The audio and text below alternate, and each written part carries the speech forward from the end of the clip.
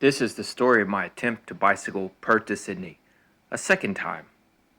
This last year, I've spent bicycling from Europe through the Middle East to India and back to Northern Europe, and was in the snow and the ice and the rain, and winter was setting in Europe.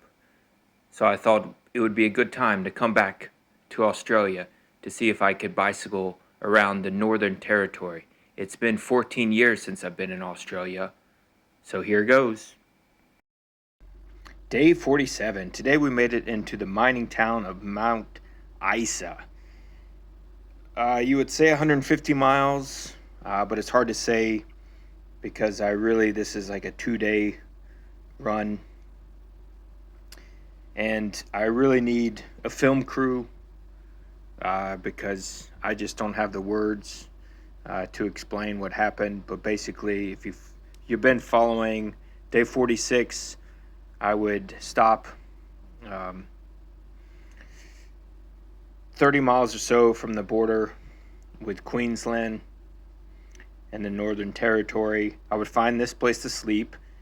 I would set up the mesh tent because of the mosquitoes. It had rained on and off all day, so I thought the rain was over, but it would continue to rain, and sometime around 12 o'clock, I was basically flooded in the mesh tent. I hadn't inflated the mattress because I just wanted to sleep on the ground, even though it was a little rough and rocky.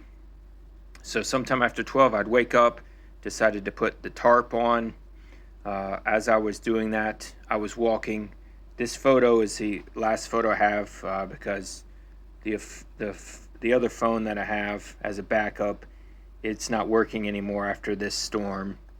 But basically all this clay mud just turned into a cement soup that I was walking through, and I actually couldn't wear my shoes. I had to carry the bicycle because it wouldn't roll. You can see a photo maybe later on after I've kind of cleaned it off the bicycle. I'm walking around naked. The tent pole breaks. So then I just make the decision, I might as well go ahead and bicycle the 30 miles or so and try to make the roadhouse, even though it's somewhere after 2 a.m. So that was the plan. So I pack up. I have to carry the bicycle. All my clothes are wet. So I would be walking around naked on the side of the road, just waiting for someone to come by and be like, what is this we're seeing? So today I would ride the 150 miles in my town shorts. So that's the first. I've done like 150, 170 miles in Crocs, like in sandals when I was in Saudi Arabia. But here we are. It's sometime at 4 a.m. in the morning, and we crossed the border with Queensland. There's mosquitoes. There's rats crawling around. There's tons of rats in this area. I kind of mentioned briefly, but last night where I slept, when I woke up, all the rat holes had filled up, so there were just rats running all around. So it was kind of the omen of the tent breaking, the rats running around, and me not be able to walk around. It was time to go. So here we are arriving at Camooweal Roadhouse. It's a small town.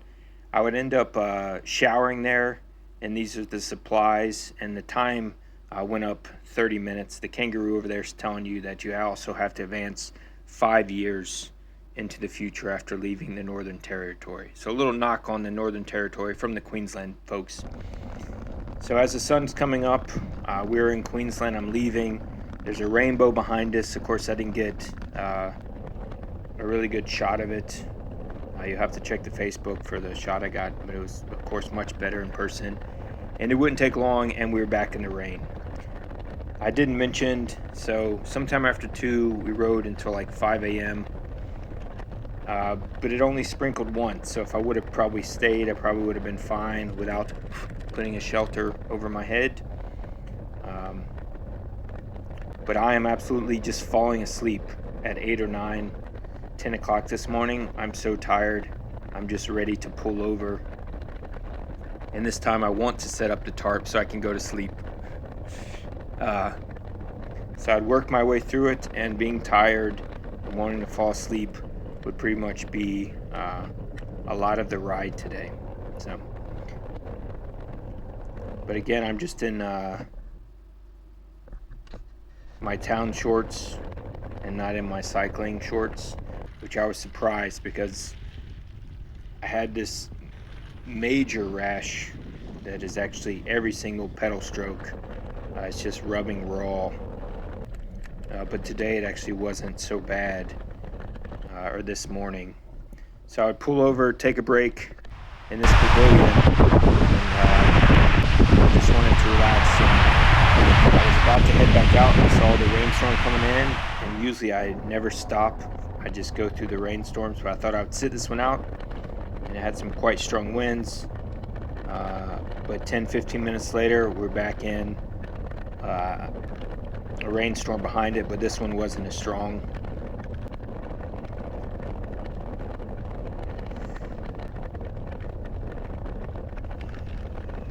But you saw me with a plastic Ziploc bag there. I'm eating Skittles and gummy bear. I just got hungry all of a sudden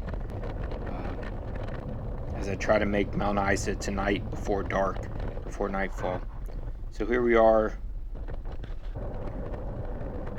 just over 70 miles or so from Mount Isa.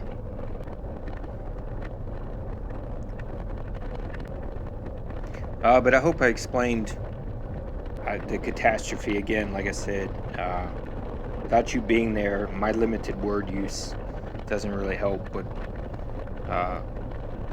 I was basically falling down, and everything is covered in this clay mud.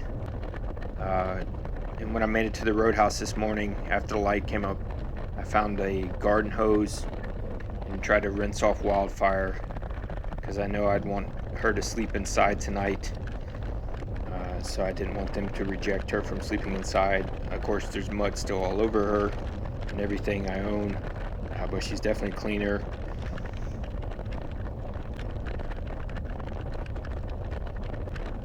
And I don't know if I learned my lesson to put up the tarp or not.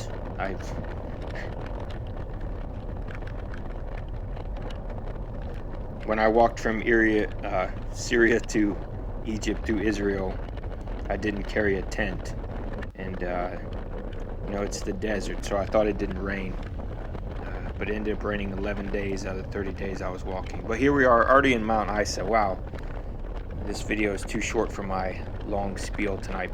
But 19 miles outside of Mount Isa, it was just pouring down, raining, and I would pass one of the largest zinc mines in the world, and of course they were letting off their employees, so it was a shift change.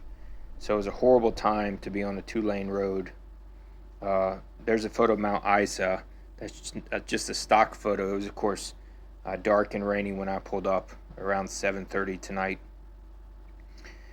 But I ended up getting a room here, and I'm going to take at least a day off. I've been really tired since I left Alice Springs, and I still don't feel normal, so I want to at least try to relax and sleep. And there's not much here to do in Mount Isa, so I'll try to rest.